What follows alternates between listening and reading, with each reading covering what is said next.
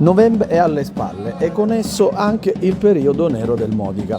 Certo, per capire se il poker di oggi, rifilato al non irresistibile Aci Sant'Antonio, sia veramente la fine del tunnel, bisognerà attendere le prossime prove, a cominciare da sabato, sul campo di Gioiosa Marea. Intanto i coraggiosi tifosi che hanno sfidato il gelo e la pioggia del Barone si sono goduti 4 reti ed il ritorno alla vittoria dopo oltre un mese. L'ultimo sorriso prima di oggi, infatti, risaliva al 2 novembre contro il Real Siracusa. Ferrara ritrova Palmisano e lo piazza dietro con Rossi, con il nuovo acquisto Fragapane in panchina. In avanti Belluso vince il ballottaggio con Idoiaga per affiancare Vitelli e Archen.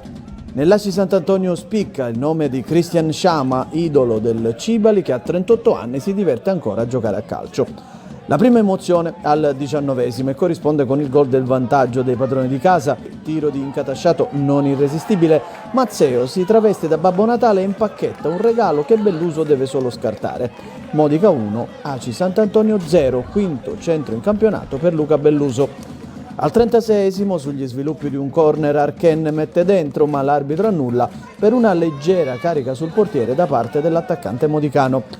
Proteste rossoblù al 44esimo, Archen tocca il pallone che sta per arrivare a Belluso, ma Caltabiano stoppa tutto. Difficile stabilire se con un braccio, di certo ci sono le proteste dei modicani e il dubbio che rimane.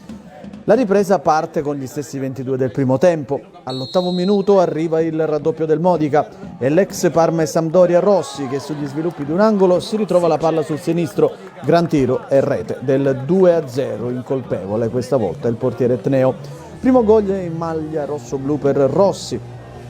Al 17esimo ecco l'episodio che chiude virtualmente il match.